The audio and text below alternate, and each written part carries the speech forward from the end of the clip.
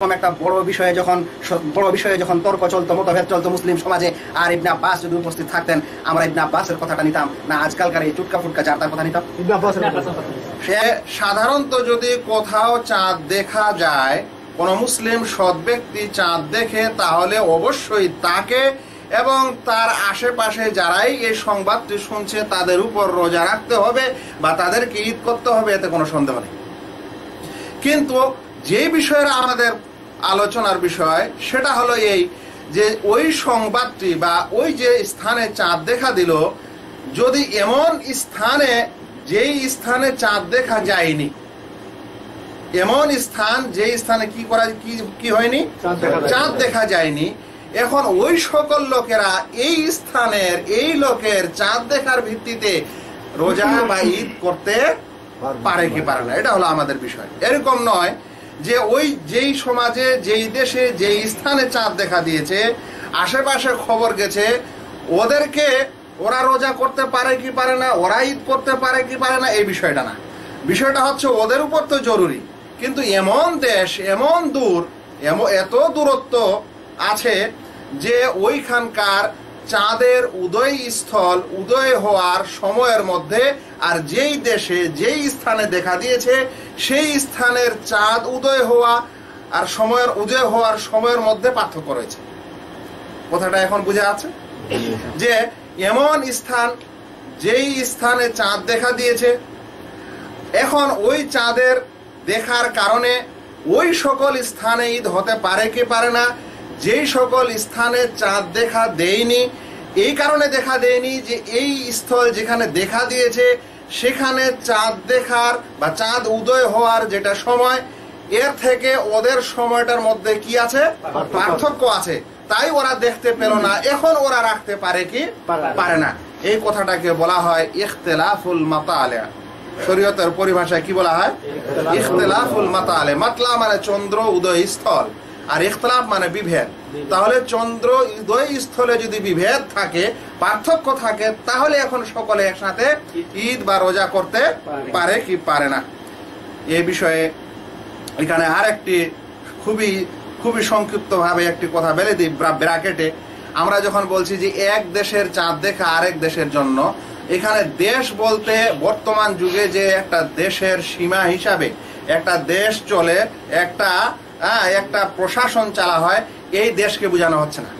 আরবি শব্দ বালাদ কথাটির অর্থ যেমন দেশকে বোঝায়, তেমন শহরকে বোঝায়, তেমন একটা স্থানকে বোঝায়। যদিও এমন স্থানে যদি চাঁদ দেখা দিচ্ছে, এমন স্থানে ধরেন চাঁদ দেখা দিচ্ছে যে মনে করেন একটা শহরের মাঝখানে কি বর্ডার, ধরেন সৌদি আরবের বর্ডার আর কুয়েতের বর্ডার, এইখানে চাঁদ দেখা দিচ্ছে, তার মানে এটা নয় যে এটা সৌদি দেশ আর এটা কুয়েত দেশ। বলা হবে এই স্থানটাকে পুরোটাকে কি বলা হবে? দেশ। যদিও কিছু অংশ সৌদিতে থাকে আর কিছু অংশ কুয়েতে থাকে, এইভাবে যদি কিছু অংশ বাংলাদেশে থাকে আর কিছু অংশ ভারতে থাকে, আর মাঝখানের ওই বর্ডারের লোকেরা যদি দেখে, তাহলে সেটাকে কি বলা হবে? দেশই বলা হবে। কারণ এখানে দেশ বলতে এই ভৌগোলিক সীমারেখা বা যেটাকে বর্ডার বর্তমান যুগে নির্ণয় করা হয়েছে, সেই অর্থে এই বালাদ শব্দটি রাসূল সাল্লাল্লাহু আলাইহি সাল্লামের যুগে বা সালাফে সালেহিনের যুগে ব্যবহার হয়নি। এটা একটা বড় প্রসঙ্গ। আজ অনেক মানুষ বিভেদ করছে এই দেশ নিয়ে, ভাবছে যে দেশ মানে এই ভৌগোলিক সীমারেখার দেশ। না, এখানে দেশ মানে একটা স্থান, একটা প্রান্ত। সেই স্থানটা, সেই প্রান্তটা যদি তিন দেশের মধ্যস্থলে হয়, তাহলে তিন দেশেই ধরা হবে। ঠিক আছে, এবার চলুন এই বিষয়টাকে নিয়ে, এক দেশের চাঁদ দেখা, এক স্থানের চাঁদ দেখা পৃথিবীর সকল স্থানের জন্য প্রযোজ্য কিনা, এ বিষয়ে ওলামায়ে কেরামদের মতভেদ রয়েছে, প্রাচীন মতভেদ। কতদিনের মতভেদ? খুবই প্রাচীন মতভেদ। ওলামায়ে কেরাম দুই ভাগে বিভক্ত, অর্থাৎ তাদের দুইটি মত রয়েছে। প্রথম মতটি হলো, যদি চন্দ্রের উদয় স্থলে পার্থক্য থাকে, চন্দ্রের উদয় সময়ে পার্থক্য থাকে, তাহলে যেই দেশে চাঁদ দেখা দিয়েছে ওরাই রোজা রাখবে বা ওরাই ঈদ করবে, আর যাদের সময়ে পার্থক্য আছে তাদের উপর রোজা করা বা ঈদ করা জরুরি নয়। এই কথাটাকে বলা হয় লেকুল্লে বালাদিন লেফালেকুল্লে আহলে বালাদিন রুয়াতুহুম। প্রত্যেক দেশবাসীর জন্য তাদের দর্শন প্রযোজ্য, মানে তাদের দর্শন অনুযায়ী তারা কি করবে? রোজা করবে। কথাটির সারাংশ হলো এই যে প্রত্যেক দেশ ও স্থানে যদি চাঁদ দেখা যায়, যেখানে যেখানে দেখা যাবে সেখানকার লোকেরা ও আশেপাশের লোকেরা ঈদ করতে পারে, ওদের দর্শনটা সারা পৃথিবীর জন্য বলবৎ হবে না। এটা হচ্ছে প্রথম কাউল, প্রথম মত। এই মতটিকে কাসিম, সালেম, ইসহাক এবং ইমাম শাফি গ্রহণ করেছেন। এদের দলিল কি? এই কথা শরিয়ার মাসলা না এমনি মাসলা? শরিয়ার মাসলা, বড় মাসলা। শরিয়ার যে কোনো মাসলায় কি আসতে হবে? দলিল আসতে হবে। আপনারা লক্ষ্য করবেন দুই মতেরই কিভাবে দলিল হয় এবং দলিলগুলোর কিভাবে পর্যালোচনা হয়, একটু চিন্তা করেন, অতঃপর ইনশাআল্লাহ সমাধান আসা যাবে। যারা বললেন যে এক দেশের উদয়স্থল উদয় সময়ের মধ্যে পার্থক্য থাকলে সর্বস্থানের জন্য কি নয়, প্রযোজ্য নয়, তাদের প্রথম দলিলটি হলো আল্লাহ রাব্বুল আলামিনের এই কথা, ফামান শাহেদা মিনকুমুশ শাহরা ফালইয়াসুম, সূরা বাকারা 185 নম্বর আয়াত। আল্লাহ বলছেন যাদের কাছে এই রমজান উপস্থিত হবে, যাদের কাছে কি উপস্থিত হবে? রমজান উপস্থিত হবে, অর্থাৎ রমজান মাসের এই শাহর, এই মাস উপস্থিত হবে, ফালইয়াসুমহু, তাহলে তারা যেন রোজা রাখে। তারা বলছেন এই মাস উপস্থিত হয় কখন? রমজান মাসে যখন চাঁদ উঠে তখনই কি হয়? রমজান মাস শুরু হয়। তাহলে যেই দেশে চাঁদেই উঠলো না, চাঁদেই দেখলো না, রমজান মাস সেখানে শুরু হলো না, তাহলে তাদের উপর আর কি নাই? রোজা নেই। এটা বলছেন প্রথম দলিল। দ্বিতীয় দলিল, আমরা বিস্তারিত দলিলগুলার এতে যাচ্ছি না, কারণ অনেক সময় আছে, লাগবে আমাদের বাকিগুলি আলোচনা সমাপ্ত করতে। দ্বিতীয় দলিল বলছেন সুমু লিরুয়াতি, আল্লাহ রাসূল সাল্লাল্লাহু আলাইহি ওয়াসাল্লাম বলছেন তোমরা রোজা করো চাঁদ দেখে, ওয়া আফতিরু লিরুয়াতি, এবং ইফতার করো মানে ঈদ করো, রোজা ছাড়ো চাঁদ দেখে। ফাইন গুম্মা আলাইকুম, যদি মেঘাচ্ছন্ন আকাশে মেঘ থাকে, ফাকদিরু লাহু 30, তাহলে তোমরা 30 পূরণ করে নাও। মানে 29 তারিখের পর যদি আকাশে মেঘ থাকে, চাঁদ দেখা না যায়, তাহলে কি করে নাও? 30 পূরণ করে নাও। এই হাদিসটিকে বুখারী ও মুসলিম এবং আরো অন্যান্য উলামায়ে কেরাম বর্ণনা করেছেন। হাদিসটির শব্দে কোথাও ফাইন গুব্বিয়া আলাইকুম এসেছে, কোথাও এসে ফাকমেলু ইদ্দাতা শাবান 30, সাধারণত সব একই অর্থ দেয়। এই হাদিস থেকে কিভাবে বোঝা গেল যে এক স্থানের চাঁদ দেখা অন্য সকল স্থানের জন্য প্রযোজ্য নয়? তারা বলছেন যে আল্লাহ রাসূল সাল্লাল্লাহু আলাইহি ওয়াসাল্লাম বলছেন চাঁদ দেখে কি করো? রোজা করো। আর যেই দেশে যেই স্থানে চাঁদেই দেখা গেল না, তাহলে রোজা কেমন করে করবে? যেখানে চাঁদেই দেখা গেল না সেই স্থানে ওরা ঈদ কেমন করে করবে? তাহলে যখন তারা চাঁদেই দেখলো না, আমরা তাদেরকে জবরদস্তি রোজা রাখাতে পারি না, অনুরূপ জবরদস্তি তাদেরকে ঈদ করতেও বলতে পারি না। এটি হলো তাদের দ্বিতীয় দলিল। আমরা আরো বেশি কিছু না বলে আগে যাই। এবার তৃতীয় দলিল। তৃতীয় দলিলটি এর চাইতেও স্পষ্ট। এই দলিলটি ইমাম মুসলিম বর্ণনা করেছেন এবং ইমাম মুসলিম কুরাইব থেকে একটি হাদিস বর্ণনা করছেন। তিনি বলছেন কাদিমতু শামা, আমি সিরিয়া প্রদেশে আসলাম, ওয়াস্তাহাল্লা আলাইয়া হেলালু রমাদান, মানে মদিনা থেকে আমি কোথায় গেলাম? সিরিয়া প্রদেশে গেলাম। বিশেষ ক্ষেত্রে এই কুরাইবকে প্রেসিডেন্ট বলেন বা সেই দেশের ইমাম বলেন বা শাসক বলেন, মুয়াবিয়া রাদিয়াল্লাহু তাআলা আনহুর কাছে পাঠানো হয়েছিল। কোথায়? মদিনা থেকে সিরিয়ায়। তো বলছেন কাদিমতু শামা, আমি সিরিয়ায় আসলাম, ওয়াস্তাহাল্লা আলাইয়া হিলালু, আর ওই সময় রমাদান মাসের হিলাল দেখা দিল। ওয়া আনা বিশাম, যে সময় আমি শামে অবস্থান করছিলাম, ফারাইনাল হিলালা লাইলাতাল জুমা, লক্ষ্য করেন বলছেন যে আমি হিলাল দেখলাম জুমার রাতে। কোন রাতে হিলাল দেখলেন তিনি? জুমার রাতে, মানে বৃহস্পতিবার দিবাগত রাতে চাঁদ দেখলেন, আর শুক্রবারে তাদের প্রথম রোজা হলো। ফাকালা সুম্মা যাকা, তারপরে কি হলো? সুম্মা কাদিমতুল মাদিনাতা ফি আখিরিশ শাহর, অতঃপর মাসের শেষে আমি মদিনায় ফেরত আসলাম। এত দূর গেছিলেন কোথায়? কখন? মাসের শুরুতে। আবার শেষ হলো তখন আসলেন কোথায়? মদিনায়। ফাসালানি ইবনু আব্বাস, তখন ইবনু আব্বাস আমাকে জিজ্ঞাসা করলেন। ইবনু আব্বাস কে? ইবনু আব্বাস হচ্ছেন আল্লাহ রাসূল সাল্লাল্লাহু আলাইহি ওয়াসাল্লামের চাচাতো ভাই।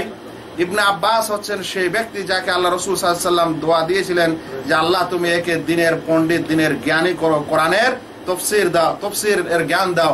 এই জন্য তাকে বলা হয় হাবরুল উম্মাহ, অর্থাৎ উম্মতের পণ্ডিত।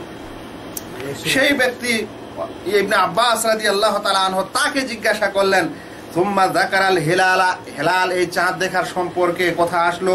ফাকালা মাতা রাআইতুমুল হিলাল, তোমরা কখন প্রথম চাঁদ দেখেছিলে, হিলাল কখন দেখেছিলে? কুলতু রাআইনাহু লাইলাতাল জুমআহ, আমরা তো জুমার রাতে দেখেছিলাম। ফাকালা আনতা রাআইতাহু লাইলাতাল জুমআহ, ইবনে আব্বাস রাদিয়াল্লাহু তাআলা তাকে আবারও জিজ্ঞাসা করছেন, তুমি কি স্বয়ং জুমার রাতে সেই চাঁদ দেখেছিলে? কুলতু নাম, বললাম আমি যে হ্যাঁ আমি স্বয়ং দেখেছি। ওয়ারাআহুন নাস, এবং সকলেই দেখেছে, অনেক লোকই দেখলো। ওয়াসামু ওয়াসামা মুআবিয়া, তারাও রোজা রাখলো এবং মুআবিয়াও রোজা রেখেছে। ফাকালা লাকিন রাআইনাহু লাইলাতাস সাব, ইবনে আব্বাস বলছেন কিন্তু আমরা শনিবারের রাতে দেখেছি। তাহলে শামে দেখা গেল কোন রাতে? জুমার রাতে। মদিনায় দেখলেন তারা কখন? শনিবারের রাতে। দেখছেন আমাদের বিষয়ের সাথে একেবারে ক্লিয়ার বিষয়। তারপরে ফালা নাযালু নাসুমু, আচ্ছা এই ঘটনা কখন ঘটছিল? 29 রমজানের দিনে, যেই দিনে মাস 29 হয় 30 হয়, তাই 29-এর দিনে এই ঘটনা ঘটলো। এখন কি করা হবে? জিজ্ঞাসা করা হলো যে ফালা, যে আমার তো 30 হয়ে গেল, কারণ আমি ওখানে কি করেছি? জুমার রাতে রোজা ধরেছি। তাহলে একদিন আগে এখানে তোমাদের এখানে হচ্ছে কত? 29, আর আমার হয়ে যাচ্ছে 30। এখন কি হবে? এই কারণেই মনে হয় তিনি ইবনে আব্বাস রাদিয়াল্লাহু তাআলা আনহুর কাছে এসেছিলেন। এখন কি হলো বলছেন, ইবনে আব্বাস বলছেন ফালা নাযালু নাসুমু হাত্তা নুকাম্মিলা 30 ওয়া নারাহু, বলছেন যে আমরা অবশ্যই 30 রোজা রাখবো, কিংবা যদি চাঁদ দেখতে পাই, মানে 29-এ যদি চাঁদ দেখতে পাই তো ঠিক আছে, আর যদি না হয় তাহলে আমরা কি করব? 30 পূরণ করব। এটা কারা বলছে? মদিনার লোকজন, ইবনে আব্বাস রাদিয়াল্লাহু তাআলা আনহু বলছেন। ফাকুলতু আলা তাকতাফি বিরুয়াতি মুআবিয়া ওয়া সিয়ামি, আপনি মুআবিয়া, শাসক মুআবিয়ার চন্দ্র দেখা, চাঁদ দর্শন আর তার রোজাকে যথেষ্ট মনে করেন না? ওখানে যে দেখা হয়েছে এটাকে আপনি যথেষ্ট মনে করেন না? ফাকালা, ইবনে আব্বাস রাদিয়াল্লাহু তাআলা আনহু বললেন, লা, না, সেটা আমি যথেষ্ট মনে করি না। হাকাদা আমারানা রাসূলুল্লাহ সাল্লাল্লাহু আলাইহি ওয়াসাল্লাম, আল্লাহ রাসূল সাল্লাল্লাহু আলাইহি ওয়াসাল্লাম আমাদেরকে এইভাবেই আদেশ করেছেন। হাদিসটিকে ইমাম মুসলিম সিয়াম অধ্যায় বাব বায়ান আন্না লিকুল্লি বালাদিন রুয়াতুহুম, হাদিস নম্বর 1087। তাহলে বলেন এই হাদিস থেকে কি বোঝা যাচ্ছে? এই হাদিস থেকে দুই ভাবে বোঝা যাচ্ছে এবং কয়েকটি জিনিস বোঝা যাচ্ছে। 1 নম্বর, ইবনে আব্বাস রাদিয়াল্লাহু তাআলা আনহু ওই সময় যে সংবাদ তাকে দেওয়া হলো যে সিরিয়া তারা জুমার রাতে চাঁদ দেখেছে, সেই দর্শনটি তিনি মদিনাবাসীর জন্য গ্রহণ করলেন কি? গ্রহণ করলেন না, এবং মনে করলেন যে ওরা যা দেখেছে ঠিক আছে ওদের মতো, আর আমরা যেটা দেখেছি ওই হিসাবে আমরা রোজা করব। তাই 29-এর দিনে চাঁদ দেখা দিলে তো রোজা ছাড়বো, নচেত 30 পূরণ করে নিব। তাহলে বোঝা যাচ্ছে যে ওই দেশের জন্য আলাদা দর্শন ছিল আর এই দেশের জন্য আলাদা দর্শন। এটা স্পষ্ট হাদিস। যদি কোনো মানুষের মাথায় কিছুই না ঢুকে এই হাদিসটি থাকে, তাহলে কিন্তু সে বুঝতে সক্ষম যে প্রত্যেক দেশের জন্য নিজের নিজের দর্শন হবে, এক দর্শনে গোটা বিশ্বের জন্য হবে না।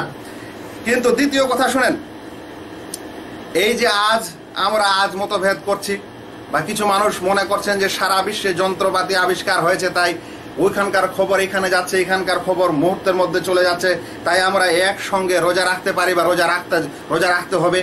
বরং কিছু মানুষ বর্তমান যুগে এরকমও হয়েছে যারা মনে করে যে একসঙ্গে রোজা না রাখলে বাকি লোকেরা গুনাহগার, তাদের একটা রোজা নষ্ট। আর এমনও প্রসঙ্গ তুলেছে যে কোন দেশে যদি চাঁদ দেখা যায় আর যদি সেই দেশের মানুষ রোজা না রাখে, তাহলে এই পর্যন্ত বলেছে যে এদের তো রোজাই হচ্ছে না, এরা তো ফরজ তরককারী, এরা মুসলমানই নয়। নাউযুবিল্লাহ, এরকম বিতর্ক চলে গেছে। চিন্তা করেন এই বিতর্কটা সাহাবারা কেন করলেন না? স্বয়ং ইবনে আব্বাস রাদিয়াল্লাহু তাআলা আনহু উপস্থিত, তার সাথে আরো মদিনার সাহাবীগণ উপস্থিত। যিনি চাঁদ দেখেছেন শামে সিরিয়ায় গভর্নর কাছে যিনি গেছিলেন সেও উপস্থিত। তারপরেও কেন এরা এই তর্ক তুললেন না যে না ওই দেশের চাঁদ দেখা আমাদের দেশের জন্য যথেষ্ট কি যথেষ্ট না, আমাদের সকলকে একসাথে রোজা করতে হবে, একসাথে ঈদ করতে হবে? এই তর্ক তারা করলেন না। এবং ভবিষ্যতে এরকম নয় যে তাদের কাছে এই সংবাদই ছিল না যে পৃথিবীতে কোথাও একদিন আগেও চাঁদ উঠে, এই খবরটা তাদের কাছে ছিল না, এরকম তো না, খবর এসেছে। তারপরেও তারা কি করেননি, এখানে কোনো বিভেদ ও মতানৈক্য না করে নিজের নিজের দর্শন অনুযায়ী কি করে গেছেন? ঈদ ও রোজা রেখে গেছেন। এখানে আরেকটি জিনিস একটু আগে আমি আপনাদের বলছিলাম যে এখানে বালাদ বা শহর বা দেশ যখন বলা হচ্ছে তখন একটা ভৌগোলিক সীমারেখার দেশকে বুঝায় না। তাই শাম সিরিয়া প্রদেশে মুআবিয়া রাদিয়াল্লাহু তাআলা আনহু যখন ছিলেন তখন সেটা কি আলাদা দেশ ছিল আর মদিনাটা আলাদা দেশ ছিল মুসলমানদের? না, একই দেশ ছিল, একই দেশ ছিল। তারপরেও বলছেন যে ওই দেশের দর্শন এই দেশের দর্শনের জন্য জায়েজ কি জায়েজ নয়, বৈধ কি বৈধ নয়। তাহলে এখানে দেশ মানে বিশেষ একটা বর্তমান যুগের ভৌগোলিক রেখার দেশকে বুঝায় না। এই জিনিসটাও এখান থেকে বোঝানো হয়। এটা একটা অঞ্চল, এটা একটা অংশ পৃথিবীর, এই জিনিসটাকে বোঝানো হয়। কিন্তু যারা মনে করেন যে আমাদেরকে তবুও একসাথেই পৃথিবীতে সারা দেশে রোজা রাখতে হবে, ঈদ করতে হবে, তারা ইবনে আব্বাস রাদিয়াল্লাহু তাআলা আনহুর এই হাদিসের সম্পর্কে কয়েকটি আপত্তি তুলেছেন। কি করেছেন? কয়েকটি আপত্তি তুলেছেন। এক নম্বর, তারা বলেছেন এটা ইবনে আব্বাস রাদিয়াল্লাহু তাআলা আনহুর নিজের কথা ও ইজতিহাদ, আল্লাহ রাসূল সাল্লাল্লাহু আলাইহি ওয়াসাল্লামের কথা নয়। এটা কি? এটা প্রথম আপত্তি। কারণ এটা ইবনে আব্বাস রাদিয়াল্লাহু তাআলার সঙ্গে ঘটলো ঘটনা বা ইবনে আব্বাস ও কুরাইবের মাঝে ঘটনা, আল্লাহ রাসূলের হাদিস নয়। কিন্তু মনে রাখবেন ইবনে আব্বাস রাদিয়াল্লাহু তাআলা আনহু শেষে কি বললেন? লা হাকাযা আমারানা রাসূলুল্লাহ সাল্লাল্লাহু আলাইহি ওয়াসাল্লাম, এইভাবে আমাদেরকে আমাদের রাসূল সাল্লাল্লাহু আলাইহি ওয়াসাল্লাম কি করেছেন? আদেশ দিয়েছেন, হুকুম দিয়েছেন। এখন বলছে এটা ইবনে আব্বাস রাদিয়াল্লাহু তাআলা আনহুর কথা। আমি এরকম ভাইদেরকে বলতে চাই যে উসুলে হাদিস বা হাদিসের মূলনীতি একটা বই, একটা সাবজেক্ট। সেই সাবজেক্টে এই বিষয়ে পুরা বাহাস করা হয়েছে, পুরা এই সম্পর্কে আলোচনা করা হয়েছে যে সাহাবীর কোনো কথা যদি এরকম হয় যে উমির না, আমাদেরকে আদেশ করা হতো, নহি না, আমাদেরকে নিষেধ করা হতো আল্লাহ রাসূল সাল্লাল্লাহু আলাইহি ওয়াসাল্লামের যুগে, তাহলে তাদের উসুলে হাদিসের শিক্ষা অনুযায়ী, হাদিসের মূল নীতি অনুযায়ী এরকম কথাকে বলা হয় মারফু হাদিসের আন্ডারে। কি বলা হয়? মারফু হাদিসের হুকুমে। মারফু হাদিস মানে একটা স্পষ্ট যে হাদিস হয় সেই হাদিসেরই আন্ডারে কি ধরা হয়? যদি কোনো সাহাবী এরকম বলে যে আমাদেরকে এরকম আদেশ করা হতো, আমাদেরকে এরকম নিষেধ করা হতো, আমরা এরকম করতাম, আল্লাহ রাসূল দেখতেন, তাহলে এগুলোকে কি বলা হয়? মারফু হাদিসের আন্ডারে। তবে মনে রাখবেন আমাদেরকে আদেশ করা হতো এটা মাজহুলের সেগা, এখানে কর্তাকে উল্লেখ নেই। কিন্তু ইবনে আব্বাস রাদিয়াল্লাহু তাআলা আনহুর এই কথাটি মাজহুল নয় বরং মারুফ, কর্তা স্পষ্ট। তিনি বলছেন আমারানা রাসূলুল্লাহ সাল্লাল্লাহু আলাইহি সাল্লাম, আমাদেরকে রাসূল সাল্লাল্লাহু আলাইহি সাল্লাম এইভাবে আদেশ করেছেন। তাহলে এই কথাটা মারফুর হুকুমে হবে না ইবনে আব্বাসের কওল হবে? মারফু মানে সরাসরি হাদিসের আন্ডারে, যেটা বলা হয় হুকমুল মারফু, মারফু হাদিসের আন্ডারে। এরকম এই পর্যায়ে পড়ে এটা উসুলে হাদিসের একটা বাহাস চ্যাপ্টার, তাতে স্পষ্টই বলা হয়েছে। আর এ সম্পর্কে কেউ যদি দেখতে চায় তাহলে এই হাদিসের বা উসুলে হাদিসের ওই সকল চ্যাপ্টারে যেতে পারে যেখানে রাসূল সাহাবীর কোনো কথা এরকম হলে কি হয় সে সম্পর্কে আলোচনাটি আছে, দেখে নিতে পারে। একটি কথা আরো বলি, যারা এটাতে আপত্তি করে তাদেরকে মনে রাখা ভালো যে উসুলে ফিকহের নীতিতে, ফিকহি মূলনীতিতে বলা হয়েছে যে যদি কোনো সাহাবী কোনো কথা বলেন আর ওই সাহাবীর কথা অন্যান্য সাহাবীদের মাঝে হয় আর কোন সাহাবী তার বিরোধিতা না করেন তাহলে তার সেই কথাটি আমলযোগ্য। কাউলুস সাহাবী, সাহাবীর কথা কখন আমলযোগ্য আর কখন নয় বলা হয়েছে যদি তার কথাটি সাহাবাদের জনসম্মুখে হওয়ার পর তারা যদি তার কথার কি না করে, বিরোধিতা না করে। কেন? কারণ তার কথা মন্দ হলে রাসূল সাল্লাল্লাহু আলাইহি ওয়াসাল্লামের বিপরীত হলে তারা বাধা দিবে কি দিবে না?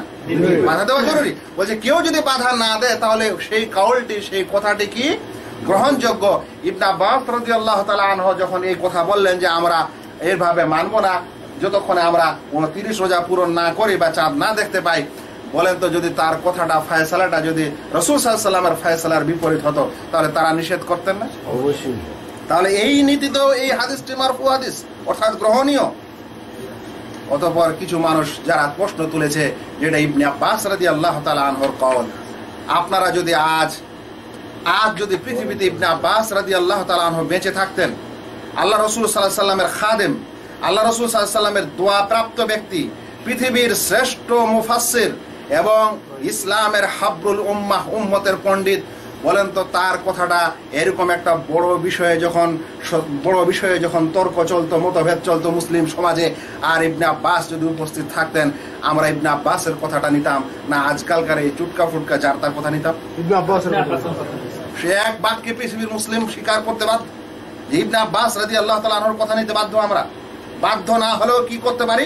তর্কের সময় তার মতকে আমরা প্রাধান্য দিতে পারি, কারণ তিনি হচ্ছেন রাসূল সাল্লাল্লাহু আলাইহি ওয়াসাল্লামের সাহাবী এবং তিনি তার হচ্ছেন দোয়াপ্রাপ্ত। কিন্তু তার কথাকে আমরা ফুৎকার দিয়ে উড়িয়ে দিচ্ছি, আর যার তার কথাকে গ্রহণ করতে হবে আমাদের।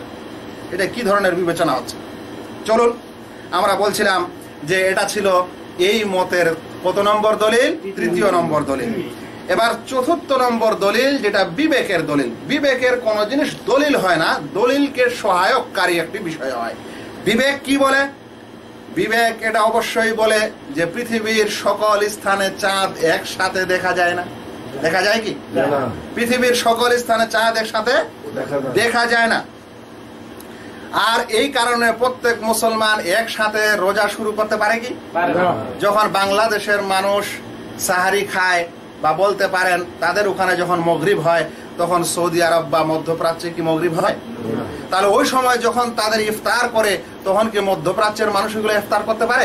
এটা কি কারণে পারে না? কারণ সূর্য ডুবা ওঠা ও চন্দ্র ডুবা ওঠার মধ্যে কি আছে? পার্থক্য আছে সময়ের মধ্যে। তো যদি এই সূর্য ডুবা ওঠার পার্থক্যের কারণে একসঙ্গে মানুষ কি না করতে পারে, চন্দ্র ডুবা ওঠার কারণে একসঙ্গে মানুষ যদি রোজা করতে বা ছাড়তে না পারে পৃথিবীর, আর যেহেতু এখানে এই কারণে পার্থক্য হয়, তাহলে পৃথিবীর সকল স্থানে এরকম পার্থক্য হবে না? হবে না? তাহলে অবশ্যই চন্দ্র উঠা ও ডুবার সময়ের মধ্যে পার্থক্য থাকাটা একটি বাস্তব বিষয়, যে কারণে পৃথিবীর সকল স্থানে কি করা যেতে পারে না? একসঙ্গে রোজা রাখা বা রোজা ছাড়া যেতে পারে না।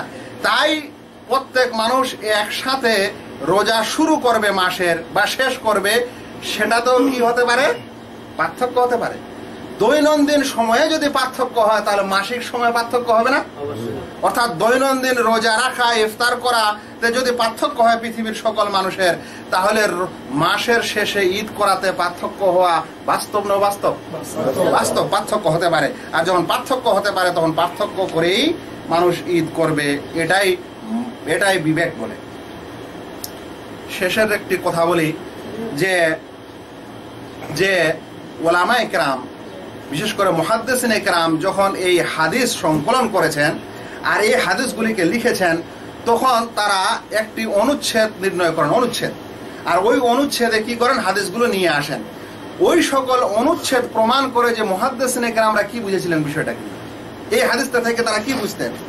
ওই সকল মুহাদ্দিসের মধ্যে ইমাম মুসলিমের যেটি বাব বা অনুচ্ছেদ, তিনি বলছেন বাবু বায়ান আন্না লিকুল্লি বালাদিন রুয়াতিম, এই কথার বর্ণনা যে প্রত্যেক দেশের জন্য তাদের দর্শন প্রযোজ্য। ওয়া আন্নাহুম ইদারাউল হিলালা, এবং তারা যখন হিলাল দেখবে কোন শহরে, লা ইয়াসবুতু হুকমুহু লিমা বাউদা আনহুম, যারা তাদের থেকে দূরে থাকবে তাদের জন্য এই হুকুমটি সাবেত হবে না। এটা কে নির্ণয় করেছেন? ইমাম মুসলিম। ইবনে খুজাইমা তার সহি গ্রন্থে লিখছেন, মানে সহি ইবনে খুজাইমায় মুহাদ্দিস ইবনে খুজাইমা লিখছেন বাবুদ দলিল আলা আন্নাল ওয়াজিব আলা আহলি কুল্লি বালাদাতিন সিয়াম রমাদান লিরুয়াতিহিম লা রুয়াতা গায়রিহিম। বলছেন এই কথার দলিল যে প্রত্যেক দেশবাসীর জন্য জরুরি হচ্ছে রোজা রাখা তাদের দর্শন অনুযায়ী, অন্যের দর্শন না। এটা কে বলছেন? মুহাদ্দিস ইবনে খুজাইমা। ইমাম তিরমিজি তার সুনান গ্রন্থে লিখছেন বাবু মা জা লিকুল্লি আহলি বালাদিন রুয়াতুহুম, এই কথার বর্ণনা, এই কথার অনুচ্ছেদ যে প্রত্যেক দেশবাসীর জন্য তাদের দর্শন, তাদের দর্শন প্রযোজ্য। এটা কে বলছেন? তিরমিজি। ইমাম তিরমিজি হাদিসটি উল্লেখ করার পর শেষে বলছেন ওয়াল আমালু আলা হাদাল হাদিস ইনদা আহলিল ইলম, জ্ঞানীদের কাছে এই হাদিসটির আমল করার প্রথা রয়েছে। আহলে ইলমরা এই হাদিসের উপর আমল করেন। আন্না লিকুল্লি আহলি বালাদিন রুয়াতুহুম, যে প্রত্যেক দেশবাসীর জন্য কি রয়েছে? তাদের দর্শন রয়েছে। ইমাম তিরমিজি সাধারণত যখন এরকম কথা উল্লেখ করেন হাদিসের পর, যদি মতভেদ থাকে তাহলে তিনি মতভেদটা বর্ণনা করে দেন। এখানে তিনি যখন এই ওলামার কওল নকল করছেন বা আমল নকল করছেন, তখন কোনো মতভেদের দিকে ইশারা ও ইঙ্গিত করছেন না। যেটা থেকে অনুমান করা যেতে পারে যে ইমাম তিরমিজি রাহমাতুল্লাহ আলাইহির যুগ পর্যন্ত মনে হয় এই বিষয়ে সেরকম কোনো মতভেদ ছিল না। এটা ছিল প্রথম মত এবং তাদের দলিল। আশা করি প্রথম মত ও তাদের দলিলগুলো বুঝেছেন, যারা বলেছে যে প্রত্যেক দেশবাসীর জন্য নিজের নিজের কি আছে, দর্শন আছে এবং সেই অনুযায়ী তারা রোজা করবে ও ঈদ করবে। এবার দ্বিতীয় মত শুনেন।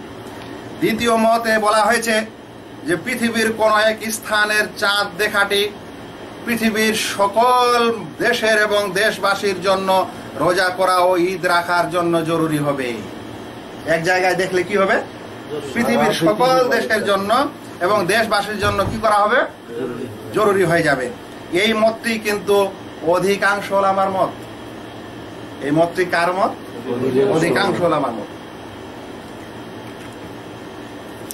এই মতটি গ্রহণ করেছেন অধিকাংশ ওলামা, আহনাফ, হানাবেলা, মালিকিয়া এবং এই সকল ওলামারা গ্রহণ করার পর মালিকি মাযহাবের একজন বিশেষ পণ্ডিত যার নাম হচ্ছে হাফেজ ইবনে আব্দুল বার, তিনি কিন্তু পুরোপুরি এই মতকে সমর্থন না করে একটি ঐক্যমত বর্ণনা করে বলছেন যে তাদের মাযহাবে এটা ঐক্যমত রয়েছে যে যদি দুইটি শহর খুব দূরাদূরি হয় তাহলে এক দেশের দর্শন দূরের দেশের জন্য প্রযোজ্য হবে না, এত ঐক্যমত রয়েছে। এবং তিনি সেখানে দুটি দেশের কথা উল্লেখ করেছেন যে যেমন আন্দলুস ও খোরাসান, এরকম দূরত্ব। কি ভাই বলছেন? যেমন আন্দলুস ও খোরাসান। আন্দলুস ও খোরাসান এত দূরের যদি দেশ হয় তাহলে এক দেশের দেখা আরেক দেশের জন্য প্রযোজ্য হবে না। আন্দলুসটা কোথায়? আন্দলুসটা হচ্ছে স্পেন। আন্দলুসটা কোথায়? স্পেন। খোরাসানটা হচ্ছে ইরান। খোরাসানটা কোথায়? ইরান। বলছে এত দূরত্ব যদি থাকে তাহলে এক দেশের দর্শন অপর দেশের জন্য কি হবে না, প্রযোজ্য হবে না। বলতে পারেন আজ বর্তমান যুগে ইউরোপের দর্শন এশিয়ার জন্য প্রযোজ্য হচ্ছে না, বা আমেরিকার দর্শন মানে এখনকার দেশের যেটা পরিভাষা সেই অনুযায়ী এরকম বলতে পারেন। তিনি উদাহরণ দিয়ে বলেছেন এত দূরের দূরত্ব যদি ওখানে চাঁদ দেখা যায় তাহলে এদের জন্য প্রযোজ্য হবে না, এখানে যদি দেখা যায় তাহলে ওদের জন্য প্রযোজ্য হবে না। মোট কথা তারা যে বলেছেন যে এক দেশের দর্শনে গোটা বিশ্বের জন্য প্রযোজ্য হবে, তাতেও তাদের কি রয়েছে, মতভেদ রয়েছে। তাদের দলিলগুলি শুনেন। এক নম্বর দলিল ওইটাই যেই দলিল প্রথম মতের লোকেরা দিয়েছে, কিন্তু দেখেন বুঝার মধ্যে পার্থক্য কি। বলছেন আল্লাহ রাসূল সাল্লাল্লাহু আলাইহি ওয়াসাল্লাম সুমু লিরুয়াতিহি ওয়া আফতিরু লিরুয়াতিহি ফাইন গুব্বিয়া আলাইকুম ফাকমিলু ইদ্দাতা শাবান 30 সহিহ বুখারী। তার সাথে সাথে আল্লাহ রাব্বুল আলামিনের এই কথা ফামান শাহিদা মিনকুমুশ শাহরা ফালিয়াসুমহু। হাদিসটির অর্থ কি? তোমরা চাঁদ দেখে রোজা করো, চাঁদ দেখে রোজা ছাড়ো। যদি আকাশ মেঘাচ্ছন্ন থাকে তাহলে 30 পূরণ করে নাও। আল্লাহ বললেন যখন রমজান মাস উপস্থিত হবে তখন তোমরা অবশ্যই রোজা রাখো। তারা বলছেন, যারা বললেন যে সকল দেশের জন্য প্রযোজ্য, কিভাবে? তো বলছেন যে এখানে আল্লাহ রাসূল সাল্লাল্লাহু আলাইহি ওয়াসাল্লামের সম্বোধনটি, তিনি যে বলছেন তোমরা চাঁদ দেখে রোজা করো, তোমাদের কাছে মাস উপস্থিত হলে রোজা রাখো, বলছেন এই আদেশটা কোনো একটা দেশবাসীর জন্য নয়, বরং এটা গোটা বিশ্বের জন্য। গোটা বিশ্বের জন্য এই আদেশটি কি ব্যাপক, কোনো এক দেশবাসীর জন্য খাস নয়। তাই এই আদেশটি গোটা বিশ্বব্যাপীর জন্য কি, গোটা বিশ্বব্যাপীর জন্য প্রযোজ্য। কোন এক দেশবাসী ভৌগোলিক সীমারেখার মধ্যে এই আদেশকে সীমাবদ্ধ করা যাবে না, বরং গোটা বিশ্বের জন্য এই আদেশ প্রযোজ্য হয়ে যাবে। তাই গোটা বিশ্বের যে কোনো জায়গায় যদি চাঁদ উঠে যায় তার মানে যে তোমাদের মধ্যে কেউ চাঁদ দেখে নিল, তোমাদের মাঝে রমজান মাস উপস্থিত হয়ে গেল, এখন তোমাদের সকলকেই কি করতে হবে, রোজা রাখতে হবে। এই দলিল এবং এই বুঝের প্রতি কিছু আপত্তি রয়েছে। প্রথম আপত্তি শুনেন। প্রথম আপত্তিটি হলো এই যে এতে কোনো সন্দেহ নেই যে আল্লাহ রাসূল সাল্লাল্লাহু আলাইহি ওয়াসাল্লামের এই আদেশটি আম ও ব্যাপক বিশ্বের সকল মানুষের জন্য, এতে কোনো আপত্তি নেই। কিন্তু আদেশটি বাস্তবায়ন করার সময় একসঙ্গে করাও সম্ভব। আপত্তিটা কোথায়? হাদিসে আপত্তি নাই। এই হাদিস থেকে তারা যে ইস্তেদলাল করেছেন, দলিল দিয়েছেন, সেই কথাটাও কি নাই, আপত্তি নাই। আম কথাটি ব্যাপক, ঠিকই আছে গোটা বিশ্বের জন্য, কিন্তু এই আম বিধানটি একই সাথে সারা বিশ্বের মুসলিম পালন করতে পারে না। বলবেন কেমন কথা? উদাহরণ দিই। আল্লাহ রাসূল সাল্লাল্লাহু আলাইহি ওয়াসাল্লাম একটি হাদিসে বলছেন, ইদা আকবালাল লাইলু মিন হাহুনা ওয়া আদবারান নাহারু মিন হাহুনা ওয়া গারাবাতিশ শামস ফাকাদ আফতার আস-সাইম। যদি রাত এই দিক থেকে আসে আর দিন ওই দিক থেকে আসে, ওই সময় ইফতারের সময় হয়, গারাবাতির শামস এবং সূর্য ডুবে যায়, তাহলে রোজাদারেরা ইফতার করবে, ইফতারের সময় হয়। বুখারী হাদিসটি বর্ণনা করেছেন। তাহলে যদি ধরে নেন বাংলাদেশে 6:30টার সময় সন্ধ্যায় কি হচ্ছে, ইফতারি হচ্ছে। এখন আমরা সৌদি আরবের মানুষেরা বাড়িতে ফোন করলাম, শুনছেন যে মা বোন ইত্যাদি তারা ইফতারি করছে, আমরা করে নিব? করা যাবে কি? আল্লাহ রাসূল বলছেন যে যখনই কি হবে, সূর্য ডুবে যাবে তখন কি হবে, ইফতার হবে। তো সূর্য ডুবলো, আপনি খবর শুনলেন বাংলাদেশে সূর্য ডুবলো, আপনি কি ইফতারি করতে পারেন? করতে পারেন না, কারণ আপনার এখানে সূর্য ডুবেনি। তাই ইফতারি করার এই আদেশটি রাসূল সাল্লাল্লাহু আলাইহি ওয়াসাল্লামের আম আদেশ না আম আদেশ নয়? আম আদেশ, যে সূর্য ডুবলে তোমাদের কি হবে, ইফতারি করতে হবে। কিন্তু আমরা একসঙ্গে পৃথিবীর সকল মুসলমান এই আম আদেশটার প্রতি আমল করতে পারি?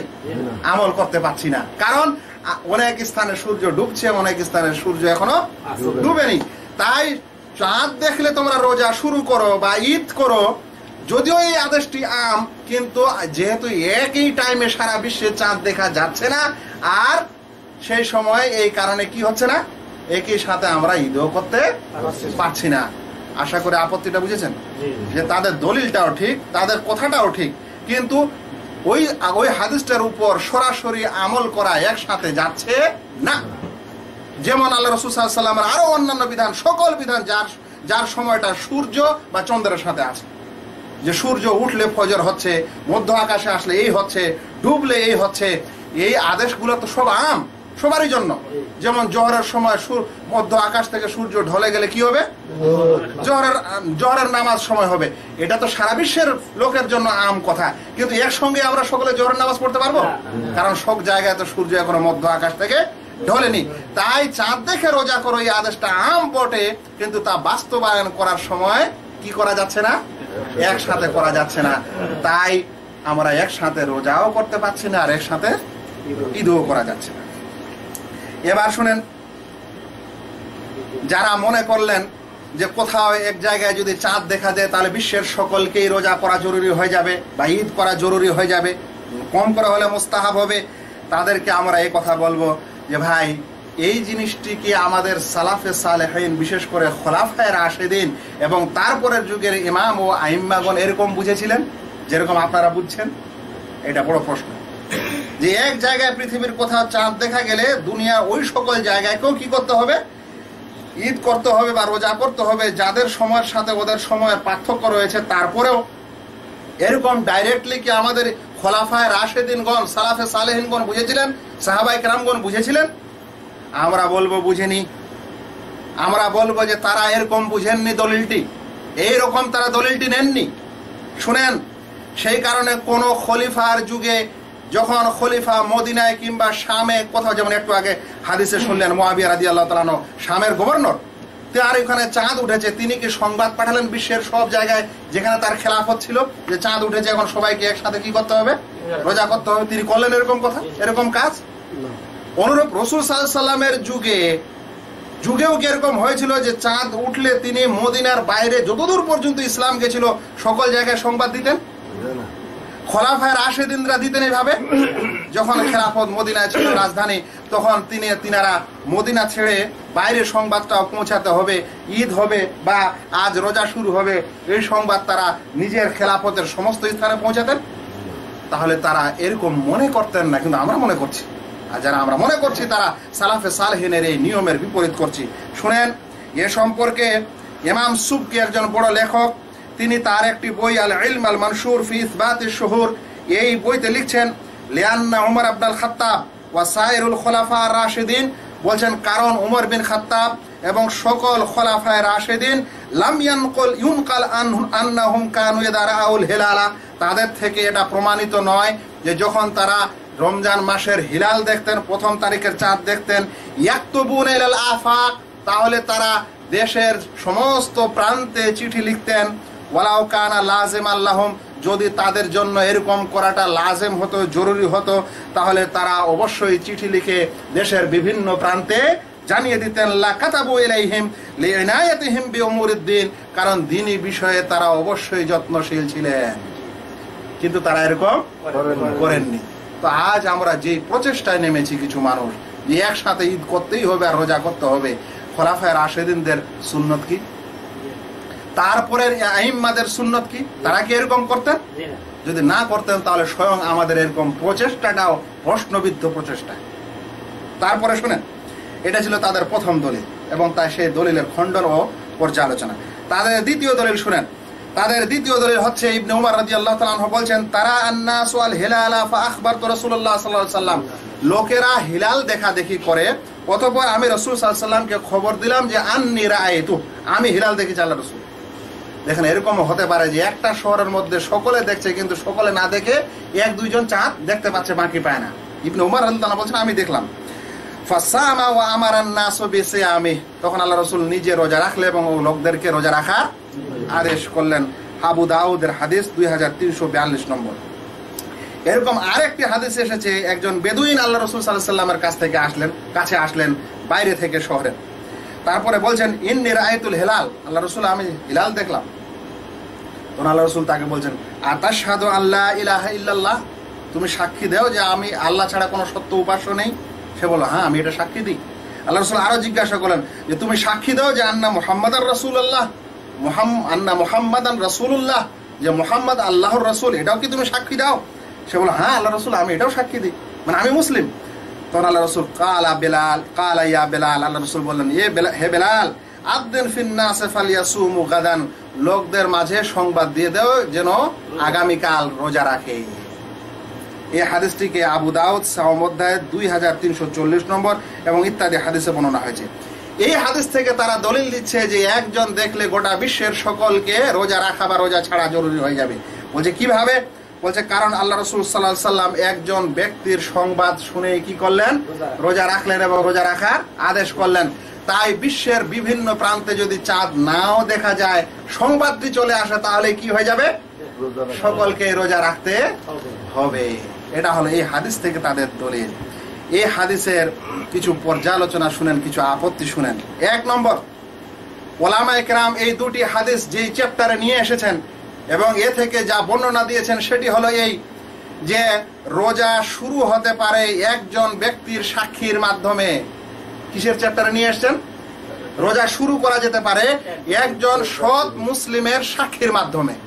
এরকম নয় যে একজন সৎ মুসলিম এমন দেশ থেকে এসে সংবাদ দিবে যেই দেশে চাঁদ দেখা দিয়েছে, আর যেই দেশে সে এসেছে সেই দেশে চাঁদ দেখা যায়নি, এই কারণে যে এই দেশটা অনেক দূরের আর ওদের চাঁদের উদয় স্থলের মধ্যে পার্থক্য আছে, আর ওই লোকের সংবাদ রাসূল সাল্লাল্লাহু আলাইহি ওয়াসাল্লাম গ্রহণ করার পর নিজের দেশে রোজা রাখার আদেশ দিলেন, এরকম তো ছিল না। বুঝে যাচ্ছে আপত্তিটি? আর যদি এমন দেশের সংবাদ আসতো রাসূল সাল্লাল্লাহু আলাইহি ওয়াসাল্লামের কাছে যেই দেশের উদয়স্থল এবং মদিনার উদয়স্থলের মধ্যে কি থাকতো? পার্থক্য থাকতো, তারপরেও রাসূল সাল্লাল্লাহু আলাইহি ওয়াসাল্লাম কি করতেন? তার সংবাদ নিতেন, নেওয়ার পর গ্রহণ করতে বলতেন, আদেশ বলতেন, তাহলে আমাদের এই প্রসঙ্গের সাথে কথা কি হতো? মিল হতো, নচেত মিল হচ্ছে না। এখানে মনে রাখবেন, যে ব্যক্তি রাসূল সাল্লাল্লাহু আলাইহি ওয়াসাল্লামকে সংবাদ দিলেন, মানে ইবনে উমর রাদিয়াল্লাহু তাআলা আনহু, তিনি স্বয়ং মদিনারই অধিবাসী আর খবর দিচ্ছেন কাকে? আল্লাহ রাসূল সাল্লাল্লাহু আলাইহি ওয়াসাল্লামকে, মদিনার লোককে। তাহলে এক দেশেরই সংবাদ। আমরা এক দেশের সংবাদের পর্যালোচনা নেই, আমরা আছি এমন এক দেশের সংবাদ যে দেশের চন্দ্র উদয়স্থল এবং এই দেশের চন্দ্র উদয়স্থলের মধ্যে কি রয়েছে? পার্থক্য রয়েছে। তারপরে আরো একটি কথা শুনেন, এখানে যখন এই খবরটি দেওয়া হল, এমনকি বেদুইন যে এসেছিল সে মদিনার বাইরে থেকে এসেছিল, এরকম নয় যে সে প্লেনে করে এসেছিল সেই যুগে। মদিনার বাইরে থেকে যদি একদিনের রাস্তাও নিয়েও আসে, কতদিন চলা যাবে ভাই? এর মধ্যে বলেন তো, সৌদি আরবের এই মাটিতে 30 কিলোমিটার 40 কিলোমিটার, তাহলে 30-40 কিলোমিটার তো আর দেশ পার্থক্য হয় না। এটা তো একই দেশের সংবাদ, একই দেশের জন্য প্রযোজ্য, এতে অসুবিধা নেই। কিন্তু অন্য দেশের জন্য প্রযোজ্য কিনা সেটা হচ্ছে বিষয়ের বস্তু। এবার জানেন যে রাসূল সাল্লাল্লাহু আলাইহি ওয়াসাল্লামের কাছে যখন সংবাদটি আসলো, তখন রাসূল সাল্লাল্লাহু আলাইহি ওয়াসাল্লাম সেই বেদুইনকে কি বললেন? তুমি কি সাক্ষী দাও এটা? তুমি কি সাক্ষী দাও এটা? যখন সে বলল হ্যাঁ দিই, তখন রাসূল সাল্লাল্লাহু আলাইহি ওয়াসাল্লাম বললেন, এখন তোমরা রোজা করো। তাহলে প্রথমে তিনি সংবাদটার কি করলেন? যাচাই করলেন। অতঃপর সংবাদটা যাচাই করার পর তার কাছে যখন গ্রহণীয় হলো সংবাদটি, তখনই তিনি কি করলেন? সকল লোককে রোজা রাখার আদেশ করলেন। আমরাও এই কথাই বলি, যদি আজও কোনো দেশের কাছে সংবাদ আসে যে আমার পার্শ্ববর্তী বা অমুক দেশে সংবাদ এসেছে, চাঁদ দেখার, যারা রোজা রাখছে বা ঈদ করবে তারা দেখেছে, তাহলে যিনি দেশের ইমাম হবেন, শাসক হবেন, প্রধান হবেন, তিনি যদি এই সংবাদটাকে বিবেচনা করার পর ভাবেন যে না, এই সংবাদটা আমার জন্য প্রযোজ্য, অতঃপর সকল দেশের মানুষকে রোজা রাখার আদেশ করেন, তাহলে কোনো আপত্তি নেই, যেমন আল্লাহ রাসূল সাল্লাল্লাহু আলাইহি ওয়াসাল্লাম এখানে করলেন। কিন্তু আপত্তি হচ্ছে আমাদের দেশের ওই সকল লোক এবং ওই সকল পাবলিক এবং ওই সকল যারা এই বিষয়ে বাড়াবাড়ি করছে তাদের এই সিদ্ধান্তে যে যে কোনো সংবাদ যেখান থেকে আসুক না কেন, আপনার কাছে আসলে আপনি রোজা শুরু করে দেন। দেশের মানুষ, দেশের ইমাম, দেশের শাসক, দেশের ওলামা কি বলছে এটা দেখার দরকার নেই। কি করছে তারা? নিজে নিজে রোজা শুরু করে দিচ্ছে। কথাটা বুঝলেন পার্থক্যটা? মানে সংবাদটা এসেছে, সংবাদটা যদি আজ একজন দেশের ওলামাদের কাছে আসে, দেশের মুসলিম শাসকের কাছে আসে, আসার পর তারা যদি বিবেচনা করেন, করার পর যদি নিজের দেশের জন্য প্রযোজ্য মনে করেন, তারপর সকল দেশের লোকের মধ্যে সেটা যদি ফরমান জারি করেন, যেমন রাসূল সাল্লাল্লাহু আলাইহি ওয়াসাল্লাম করলেন, তাহলে আমরা বলবো এটা গ্রহণীয়। কিন্তু এরকম করা হচ্ছে না।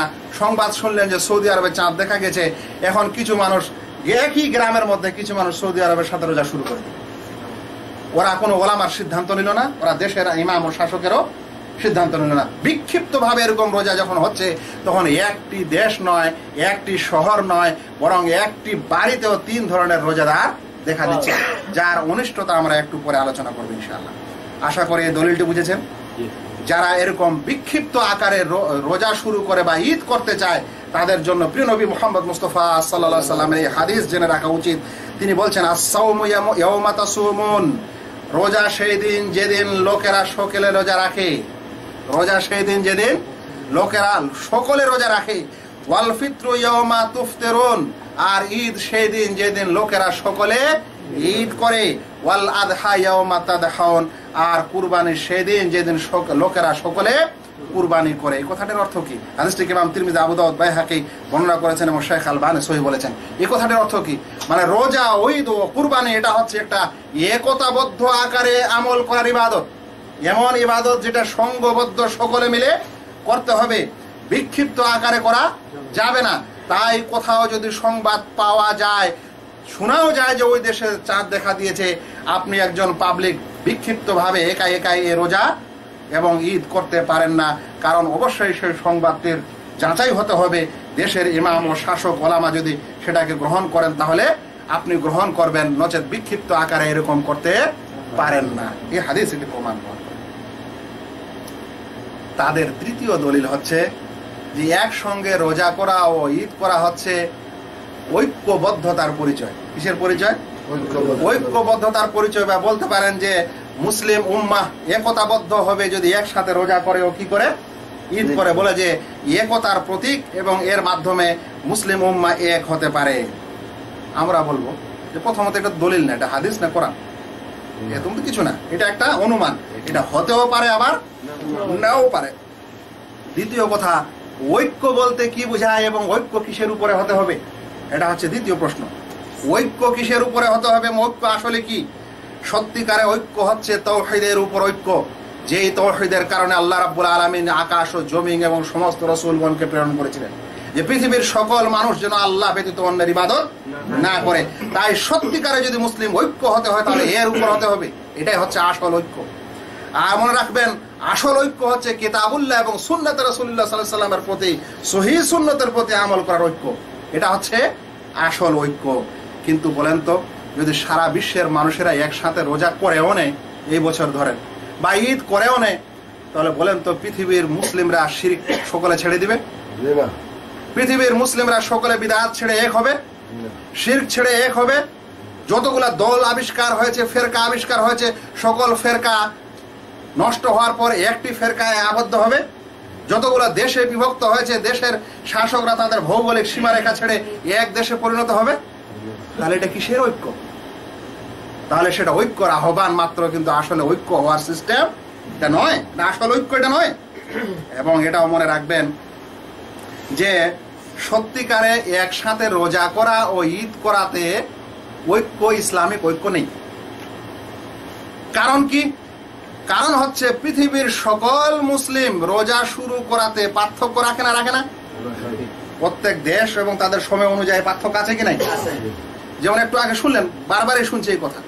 তাহলে আমরা রোজা রাখার সময় পার্থক্য হচ্ছে আমাদের অনুরূপ নামাজ আদায় করার সময় আছে কিনা? জুমার নামাজ আদায়ে পৃথিবীর সকল মুসলিমরা কি এক টাইমে জুমার নামাজ আদায় করে? না, তাদের মধ্যে পার্থক্য হয়ে যায় দেশ এবং সেই দেশের সময় অনুযায়ী। তাহলে এই সকল পার্থক্যের কারণে মুসলিম সমাজে কি দলাদলি সৃষ্টি হয়েছে? এই সকল পার্থক্যের কারণে মুসলিম সমাজ কি ভেঙে গেছে? এরকম নিয়ে কি কোনো ফেরকা তৈরি হয়েছে যে আমাদেরকে একই সঙ্গে পৃথিবীতে জুমার নামাজ আদায় করতে হবে, একই সঙ্গে আমাদেরকে এই কাজটা করতে হবে? তাহলে মুসলিমগণ নামাজ আদায় করার সময়ে পার্থক্য রয়েছে, অতঃপর জুমার নামাজে রয়েছে, রোজা শুরু করাতে রয়েছে, এবং এই সকলে কোনো মুসলিম অনৈক্য দেখা দেয় না বা অনৈক্য নেই। তাহলে এই ঈদ আর রোজা একসাথে করলে ঐক্য আসবে, এই যুক্তিও খোঁড়া, আসলে এর মধ্যে কোনো বড় দম নেই। আবার কথা অবশ্যই বলতে বাধ্য যে যারা আজ একই সঙ্গে রোজা ও ঈদ করার ব্যাপারে এতই প্রচেষ্টা চালাচ্ছে, মনে হচ্ছে পৃথিবীর আর অন্যান্য কোনো ইস্যু নেই, মুসলিমদের মধ্যে মনে হচ্ছে আর অন্য কোনো সমস্যা নেই, মনে হচ্ছে এটাই সবচেয়ে ইসলামের বড় বিধান। অথচ ইসলামের আরকান রয়েছে, ইসলামের উসুল ও বুনিয়াদ রয়েছে, ওই বিষয়গুলোর সম্পর্কে কোনো গুরুত্ব নেই। শিরকের সম্পর্কে যে গুরুত্ব দিয়ে সমাজে আমাদেরকে দাওয়াত দেওয়ার উচিত তারও গুরুত্ব নেই, কিন্তু শুরু করেছে এটা দিয়ে। অথচ এটি হচ্ছে ওলামায়ে কেরামদের একটি ইজতিহাদি মাসালা। কিসের মাসলা ভাই? ইজতিহাদি মাসলা, মানে একটা গবেষণার আওতায় মাসালা। যেমন অন্যান্য বিষয়ে মতভেদ হয়েছে দিনের ফিকহি ফারঈ মাসালায়, যেমন এটাও একটা মাসলা এবং মতভেদ করেছেন। তাই এরকম মতভেদ মাসলাকে অবশ্যই সকলের উপর চাপিয়ে দেওয়া বা বাধ্যতামূলক করা, এটা তো কোনো রকমই করা যাবে না যতক্ষণ পর্যন্ত আমরা এর একটি সহি, মানে মতভেদের সময় যেটা সহি দলিল, সুন্দর দলিল, তার উপরে একতাবদ্ধ না হতে পারে। এখন প্রশ্ন হচ্ছে যে যারা এরকম করেছে এবং এরকম বলেছে যে এটাতে ঐক্য হবে বা এরকম করলে ঐক্য হবে, তাদের এই ঐক্যের ডাক দিয়েই কিন্তু সমাজে যতটুকু ঐক্য ছিল মুসলমানের সেটাও খান হয়ে গেছে। আজ পৃথিবীর মুসলমানদের মধ্যে যতখানি ঐক্য ছিল, তারা এই ঐক্যের নামে যে দাওয়াত দিতে শুরু করেছে তাতেই কি হয়ে গেছে? ওই ঐক্যটা নষ্ট হয়ে গেছে। তাই আমরা দেখছি একটা দেশ, যে দেশের লোকেরা একসাথে ঈদ করতো বা রোজা রাখতো, আজ সেই দেশে একসাথে ঈদ না হয় অনেক ধরনের জামাত হচ্ছে না, হয় না? আজ তাদের এই ঐক্যের ডাকে অনৈক্য এত বেশি হয়ে গেছে যে একটি দেশ নয়, বরং একটি রাজ্য কয়েক জায়গায় আলাদা আলাদা করে ঈদ হচ্ছে আলাদা আলাদা সময়। আবার একটি রাজ্য নয়, বরং একটি জেলাতেই কয়েক জায়গায় ঈদ হয়ে যাচ্ছে কয়দিনে। আবার একটি সমাজে এমনকি একটি বাড়িতেও বিভেদ সৃষ্টি হয়েছে। তাই দেখা যাচ্ছে বাড়ির কোনো ছেলে অমুক দেশের সাথে রোজা আছে, আর একজন অমুক সংবাদের ভিত্তিতে রোজা আছে, আর একজন নিজের দেশের ভিত্তিতে রোজা আছে। তাহলে ঐক্যের ডাকে এরকম যদি অনৈক্য হয়, তাহলে এটাকে কি ঐক্য বলা হয়? আর এরকম ঐক্যের ডাক দেওয়া কি উচিত? কখনোই উচিত না। আমরা শেষ দিকে চলে যাই আলোচনার। এবার তাদের চতুর্থ দলিল হচ্ছে বর্তমান সৌরবিজ্ঞান, জ্যোতির্বিজ্ঞান, গ্রহ নক্ষত্রের বিজ্ঞানও নাকি তাদের এই মতকে সমর্থন করে। কি সমর্থন করে? তাদের এই মতকে সমর্থন করে। বলছে কেন? কারণ সৌরবিজ্ঞানে, জ্যোতির্বিজ্ঞানে এটা দেখা যাচ্ছে যে বিশ্বের একটি মুসলিম দেশ এক প্রান্তে যত দূরে থাক না কেন, আর দ্বিতীয়টা যত দূরে প্রান্তে থাক না কেন, এই চন্দ্র উঠা ডুবার মধ্যে 8 ঘন্টার পার্থক্য মাত্র। কতখানি? 8 ঘন্টা। এটা কাদের ক্যালকুলেশনে? এই জ্যোতির্বিজ্ঞান বা সৌরবিজ্ঞানের ক্যালকুলেশনে। বলছে 8 ঘন্টা যদি পার্থক্য হয়, তাহলে রাতের যে কোনো অংশে মুসলিম দেশেরা চাঁদ উঠার সময়ে একত্রিত একটা মিল হয়েই যায়। আর এরকম হলে আমরা একসাথে রোজা রাখতে পারি ও ঈদ করতে পারি। একটি জটিল সমস্যা। আমরা বলবো প্রিয় নবী মুহাম্মদ মুস্তাফা সাল্লাল্লাহু আলাইহি ওয়াসাল্লাম এই রোজা করা ও ঈদ করার বিষয়টি সৌরবিজ্ঞানের সাথে সম্পর্কিত করেননি, বরং করেছেন চন্দ্র দর্শনের সাথে, চোখে চোখ দিয়ে দেখার সাথে। তাই রাসূল সাল্লাল্লাহু আলাইহি ওয়াসাল্লাম বলছেন, কি বলছেন? সুমু লিরুয়াতি ওয়া আফতিরু লিরুয়াতি। চাঁদ দেখে রোজা রাখো, চাঁদ দেখে রোজা ছাড়ো। আজ যদি আমরা সৌরবিজ্ঞানের কথা মেনে নিই, তাহলে রাসূল সাল্লাল্লাহু আলাইহি ওয়াসাল্লামের এই আদেশকে জোরান দিতে হবে। রাসূল সাল্লাল্লাহু আলাইহি ওয়াসাল্লামের এই নিয়ম এবং এই আদেশকে উপেক্ষা করে একটা সৌরবিজ্ঞানের নিয়ম নিয়ে আসতে হবে সমাজ, যেটা নিষেধ। এটা আল্লাহ রাসূল সাল্লাল্লাহু আলাইহি ওয়াসাল্লাম রোজা রাখার কারণ হিসেবে আমাদেরকে নির্ধারণ করে দিয়েছেন চোখ দিয়ে চাঁদ দেখার বিশেষ ব্যবস্থা ও বিশেষ নিয়ম। এরপর আর একটি কথা বলি, যারা মনে করেন যে এই চন্দ্র ক্যালকুলেশন বা এই সৌরবিজ্ঞানের হিসাবটাই হতে পারে আমাদের এই রোজা ও ঈদ করার, একসাথে রোজা ও ঈদ করার নিয়ম, তাদেরকে একটি কথা মনে রাখা দরকার, আমাদেরকে মনে রাখা দরকার। ইম্পর্টেন্ট একটি হাদিস, রাসূল করিম সাল্লাল্লাহু আলাইহি সাল্লাম বলছেন, ইন্না উম্মাতুন উম্মিয়াহ, আমরা হচ্ছে নিরক্ষর উম্মত। রাসূল সাল্লাল্লাহু আলাইহি সাল্লাম বলছেন, কে? আমরা হচ্ছে নিরক্ষর, অজ্ঞ উম্মত, অজ্ঞ সম্প্রদায়, নিরক্ষর সম্প্রদায়। লা নাকতুবু ওয়া লা নাহসিব, আমরা লিখতে জানি না, আমরা গণনা করতে জানি না। আশ-শাহরু হাকাযা ওয়া হাকাযা ওয়া হাকাযা। কে বলছেন? রাসূল সাল্লাল্লাহু আলাইহি সাল্লাম। কি বলেন হাকাযা? মানে 10 10 আর তৃতীয়বারে আঙ্গুলটা মুড়ে রাখলেন, মানে 9। তাহলে এক মাস কত দিনের হলো? 29। কে শিখাচ্ছেন? রাসূল সাল্লাল্লাহু আলাইহি সাল্লাম। তারপর বলছেন যে ওয়া হাকাযা হাকাযা হাকাযা। এবার কিন্তু আঙ্গুল মুড়লেন না, তাহলে কত হলো? 3 × 10 = 30। বলছেন আমরা নিরক্ষর উম্মত, লিখতে জানি না, গণনা করতে জানি না। মাস হয় এইরকম এইরকম এইরকম, আবার এরকম এরকম এইরকম, তাহলে মাস হয় 29, না হলে 30। কিন্তু মজার বিষয় হচ্ছে, হাদিসটি বুখারী ও মুসলিমের হাদিস। মজার বিষয় হচ্ছে আল্লাহ রাসূল বলছেন যে আমরা লিখতে জানি না, আমরা গণনা করতে জানি না, অথচ আল্লাহ রাসূল গণনা করে শিখাচ্ছেন। তাহলে কি মানে এই হাদিসে? এই হাদিসের ব্যাখ্যা হচ্ছে যে আমরা এই সৌরবিদ্যা আর এই জ্যোতির্বিদ্যা আর গ্রহ নক্ষত্রের অ্যাস্ট্রোলজি ও অ্যাস্ট্রোনমি, ফলিত জ্যোতিষ আর গণিত জ্যোতিষ, ফলিত জ্যোতিষ আর গণিত জ্যোতিষ, অ্যাস্ট্রোলজি ও অ্যাস্ট্রোনমি, এ সকল সূক্ষ্ম আর এ সকল বিজ্ঞান আর অমুক তমুকের হিসাব আমরা জানি না। আর এই জিনিস আমাদের কাছে এখানে প্রযোজ্য নয়, বরং আমাদের কাছে প্রযোজ্য হলো এইটা ও এইটা। তাহলে এই সাধারণ হিসাবে আজ সারা বিশ্বের উম্মতের জন্য সহজ ও যথেষ্ট, খুবই সুন্দর। কোনো বিজ্ঞান পড়ার দরকার নেই, কোনো সূক্ষ্ম নিয়ম নেওয়ারও দরকার নেই। আমাদের জন্য এতখানি জানা দরকার যে মাস 29 হয়, মাস 30 হয়। 29-এর পরে যদি চাঁদ দেখা যায় তাহলে রোজা হতে পারে, নাহলে ঈদ হতে পারে, নচেত আমাদেরকে 30 পূরণ করতে হবে। এটাই হচ্ছে সহজ এবং সারা বিশ্বের জন্য সহজভাবে বলবৎ করার একটা বিধান। আশা করি আপনারা আজকের আলোচনা বুঝেছেন। আলোচনার সারাংশ শুনিয়ে দিই। 1 নম্বর সারাংশ স্বরূপ 1 নম্বর কথা হচ্ছে যে যেহেতু পৃথিবীর সব স্থানে একই সাথে চাঁদ উঠে না, চাঁদ উঠা ও ডুবার সময়ের মধ্যে পার্থক্য রয়েছে, সেই কারণে পৃথিবীর সকল স্থানে একসাথে চাঁদ না দেখা যাওয়ার কারণে মুসলিমরা নিজের দর্শন অনুযায়ী, নিজের দেশের সময় অনুযায়ী যেইভাবে রোজা রাখেন, ওই দেশের দর্শন ও চাঁদ দেখে সেইভাবেই রোজা রাসূল করিম সাল্লাল্লাহু আলাইহি সাল্লাম থেকে প্রমাণিত। সেইভাবেই রোজা রাখা ও ঈদ করার প্রথা খোলাফায়ে রাশিদিনদের যুগেও প্রমাণিত, এবং তারপরে যতগুলো খলিফা ছিলেন তাদের কাছেও এরকম নিয়মই প্রমাণিত।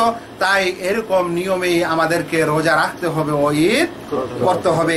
এটা যেমন দলিল সম্মত, সেটা সেরকম সালাফে সালেহিনের নীতি এবং তাদের নিয়ম, এবং তারাও এরকম করেই রোজা রেখেছিলেন। তারা এই সকল হাদিস এবং এই সকল কথাকে এরকম মনে করেননি যে আমরা এক জায়গায় দেখলাম, আমাদের মদিনাবাসী দেখলো, তাই আমাদের খেলাফতের এবং আমাদের রাজত্বের সকল স্থানের সংবাদ পৌঁছে দিয়ে সকলকে একসাথে রোজা করাতে হবে আর একসাথে ঈদ করাতে হবে, এরকম তারা বুঝেননি। তাই ওই বুঝের অনুযায়ী যারা এখনো যে দেশে স্থানে চাঁদ দেখা যায় এবং তাদের সময় অনুযায়ী তারা যখন রোজা করে বা ঈদ করে বা ইফতার করে, সেটাই হচ্ছে আসল নিয়ম, এবং এই নিয়মই মানুষকে থাকতে হবে। দ্বিতীয় সারাংশ হচ্ছে যে এই বিষয়টি একসাথে সকলকে করতে হবে না, সকলের জন্য প্রযোজ্য না প্রযোজ্য নয়। এই মাসআলাটি একটি হচ্ছে ফারঈ ফিকহি মাসআলা, ইসলামের গৌণ ইজতিহাদি মাসআলা। এই মাসলায় যে মতভেদ রয়েছে, সেই মতভেদ অবশ্যই আছে। আর এই সময় যে দলিলগুলি বেশি সূক্ষ্ম, সালাফে সালেহিনের যেটা নিয়ম পদ্ধতি, সে অনুযায়ী আমাদেরকে চলতে হবে, যেরকম অন্যান্য মতভেদের মাসলায় আমরা করে থাকি। আমাদেরকে মনে রাখতে হবে যে যার মধ্যে ইজতিহাদ ও গবেষণা করার যোগ্যতা নেই, সেজন্য এই বিষয়ে যোগ্যতা না দেখায়। আমাদেরকে আরো মনে রাখতে হবে যে যখন কেউ এই বিষয়ে ইজতিহাদ করবে, সেজন্য সালাফের নীতি ছাড়া নিজস্ব ব্যক্তিগত নীতি দিয়ে যেন ইজতিহাদ না করে। যারা এরকম করছে তাদের কারণেই কিন্তু সমাজে বেশি বিশৃঙ্খলা হয়েছে। তৃতীয় সারাংশ স্বরূপ হলো যে একসঙ্গে রোজা রাখা ও ঈদ করা যেটা বলা হচ্ছে, যারা দলিল দিয়েছেন এই মতের পক্ষে, তাদের দলিলগুলা যদিও আম ও ব্যাপক, কিন্তু একই সাথে সারা বিশ্বের মানুষ সেগুলো আমল করতে পারবে না। যেমন সূর্য ডুবলে মগরিব হয়, কিন্তু দুনিয়ার কোনো এক জায়গায় সূর্য ডুবলে সারা বিশ্বের মানুষ ওই সময় মগরিবের নামাজ আদায় করতে পারে না। ওই সময় ইফতার বৈধ হয়। কোথাও দুনিয়ার কোনো জায়গায় সূর্য ডুবলো, ইফতারের সময় হলো বলে বিশ্বের সকলে কি করতে পারে না? ইফতার করতে পারে না। অথচ ইফতার করার বিধানটি আম, বলা হয়েছে সূর্য ডুবলে তোমরা কি করবে? ইফতার করবে। তাই চাঁদ দেখেই রোজা করো বা ঈদ করো, যদিও কথাটি আম ও ব্যাপক, কিন্তু একসাথেই এই আমলটি করা বিশ্বের মুসলিমের জন্য দুরূহ ব্যাপার। মনে রাখতে হবে যে যদি তারপরও কোনো মানুষ এরকম সংবাদ শুনে রোজা রাখতে চায়, তাহলে সে একা একাই রোজা রাখতে পারে না। বিক্ষিপ্ত হয়ে সমাজের যাবতীয় সকল মুসলমানকে এড়িয়ে গিয়ে, মুসলিম ইমাম ও শাসককে এড়িয়ে গিয়ে নিজে নিজে ওই সংবাদের উপর ভিত্তি করে কি করতে পারে না? রোজা রাখতে পারে না। কারণ রোজা রাখা ও ঈদ করা একটি এমন আমল যেটাকে বলা হয় ঐক্যবদ্ধ সম্মিলিতভাবে করার আমল, বিক্ষিপ্তভাবে করার নয়। এই কারণে আল্লাহ রাসূল সাল্লাল্লাহু আলাইহি ওয়াসাল্লাম বলছেন, আস-সাওমু ইয়াওমা তাসুমুন, রোজা ওই দিন যেদিন মানুষেরা রোজা রাখে সকলে, ঈদ সেই দিন যেদিন সকলে মানুষেরা ঈদ করে। মনে রাখবেন, যদি কোনো এরকম অন্য দেশের সংবাদ কোনো এক দেশে পৌঁছেও যায়, আর সেই দেশের শাসক, ইমাম ও ওলামা ওই সংবাদটি নিজের জন্য প্রযোজ্য মনে করে গোটা দেশে ফরমান জারি করে দেয়, তাহলে এই সময় সেই ইমাম ও শাসকের কথা গ্রহণীয় এবং সেই অনুযায়ী সকলকে কি করতে হবে? রোজা রাখতে হবে। যদি কোনো দেশ মুসলিম শাসক না থাকে, তাহলে মুসলিম শাসকের পরিবর্তে বর্তমানে মুসলিমরা যে সকল ওলামা ও সংস্থার দিকে নিজের ফতোয়া ফারায়েজ নিয়ে থাকে, কাছে নিয়ে থাকে, সেই সকল ওলামা এবং সেই সকল গবেষক ও সেই সকল সংস্থা ও জামিয়া যদি তাদেরকে একসাথে ওই দেশের সাথে রোজা রাখার আদেশ করে দেন বা প্রযোজ্য মনে করেন, তাহলে তাদের কোথাও কি হতে পারে? গ্রহণীয় হতে পারে। আর শেষ কথা মনে রাখবেন যে চন্দ্র দর্শনে পৃথিবীর সকল মুসলিমকে একতাবদ্ধ করলে আসলে মুসলিম ঐক্য বুঝায় না। আসলে কি বুঝায় না? মুসলিম ঐক্য বুঝায় না। মুসলিম ঐক্য হচ্ছে তাওহীদের উপর ঐক্য, কিতাবুল্লাহ এবং সুন্নাতে রাসূলুল্লাহ সাল্লাল্লাহু আলাইহি ওয়াসাল্লামের প্রতি আমল করার ঐক্য। আর একটি শেষ মজার পয়েন্ট বলে দিয়ে আলোচনা শেষ করি। ওলামায়ে কেরাম বলেছেন, সমাজে যদি কোনো মুনকার, কোনো মন্দ জিনিস দেখতে পাও, তাহলে সেটা অপসারণ করতে হবে। এটা আল্লাহ রাসূল সাল্লাল্লাহু আলাইহি ওয়াসাল্লাম বলেছেন যে কম হাত দিয়ে করতে হবে, হাত দিয়ে না পারলে মুখ দিয়ে, মুখ দিয়ে না পারলে কম করে হলে অন্তর দিয়ে। তো যদি সমাজে মন্দ থাকে, তাহলে সেটা কি করতে হবে?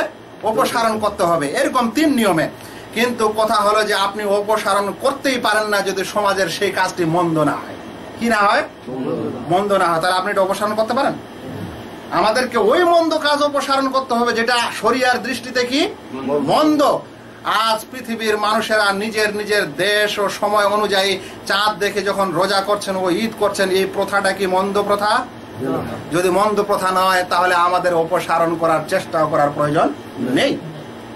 আর শেষ এই পয়েন্টে বলা হয়েছে যে যদি কোনো মানুষ কোনো জিনিসকে মন্দ মনে করে করার পর অপসারণ করতে যায়, শরীয়তের দৃষ্টিতে যদি ওটা মন্দ হয়, অপসারণ করে করার পর যদি একটা ওই রকমই মন্দ ওই স্থানে উপস্থিত হয়, তাহলে সেই মন্দটাকে অপসারণ করা যাবে না। একটা সিনেমার হল আপনি ভেঙে দিতে গেছেন, বলছেন সিনেমার হল ভেঙে দিব কারণ সিনেমা দেখা গুনাহ। আপনি জানেন যে এই হলটা আপনি ভেঙে দিতে পারেন, পুড়ে দিতে পারেন, কিন্তু দেখা গেল আপনার উপর কেস কাচারিত হবে, আরো ওর চাইতে সুন্দর সিনেমা হল এখানে এসিওয়ালা বানাবে, তাহলে আপনার জন্য এখানে কি করা যাবে না? এই মন্দ অপসারণ করা যাবে না। তাই যারা এই চাঁদের বিষয়টাকে কেন্দ্র করে সারা বিশ্বে একসাথে রোজা রাখতে হবে ও ঈদ করতে হবে বলে মানুষের মধ্যে খুবই পীড়াপিড়ি করছেন এবং মানুষকে ওই সকল লোককে মন্দ মনে করছেন যারা একসাথে করে না বা চাঁদ দেখেনি সেই কারণে একসাথে করে না, এরকম লোককে যারা মন্দ মনে করছে এবং তাদেরকে অনেক সময় মুসলিমই নয় রোজা বাতিল ইত্যাদি বলে ফতোয়া দিচ্ছে, তাদের মনে রাখা দরকার যে 1400 বছর ধরে চলে আসা এই প্রথা, রাসূল সাল্লাল্লাহু আলাইহি ওয়াসাল্লাম খোলাফায়ে রাশিদিন থেকে নিয়ে আজ পর্যন্ত যে প্রথা চলে আসছে, এটা আসলে মন্দ নয়। যখন মন্দ নয় তো অপসারণ করার কি নাই দরকার নেই। আর যদি অপসারণ করতেই হয় আর এরকম যদি আবার একটা মন্দ সমস্যা ওই স্থানে জমা হয়ে যায়, তাহলে ওটাও কি করা যাবে না? অপসারণ করা যাবে না। আর আপনারা স্বচক্ষে দেখছেন যে এই ঐক্যবদ্ধের নামে একসাথে করতে হবে বলে যখন ফতোয়া দেওয়া হয়েছে, তখন কম করে হলে এর আগে একটা দেশে একসাথে তারা ঈদ করত। আজ দেখা যাচ্ছে যে সেই একই দেশে একদিনে আর ঈদ হচ্ছে না, বরং ওই দেশে 3 দিনে ঈদ শুরু হয়ে গেছে। কেউ করছে সৌদি আরবের সাথে, কেউ করছে বিশ্বের সেই প্রথম যে দেশটি চাঁদ দেখা দিয়েছে ওদের সাথে, আর কেউ করছে নিজের দেশের দর্শন অনুযায়ী। তাহলে মন্দ অপসারণ করার পর ওর চাইতে বড় মন্দ কি হয়েছে? উপস্থিত হয়েছে। বরং একটি দেশ নয়, একটি রাজ্য নয়, একটি জেলা নয়, একটি থানা নয়, বরং একটি গ্রাম ও একটি বাড়িতেও 3 প্রকারের মতানৈক্য শুরু হয়ে গেছে। তাহলে ঐক্যের নামে এরকম মতানৈক্য অবশ্যই কি করা বৈধ নয়। আমাদেরকে আল্লাহ রাব্বুল আলামিন যেন বুঝার তৌফিক দান করেন। ওয়া মা আলাইনা ইল্লাল বালাগ। আসসালামু আলাইকুম ওয়া রাহমাতুল্লাহি ওয়া বারাকাতুহু।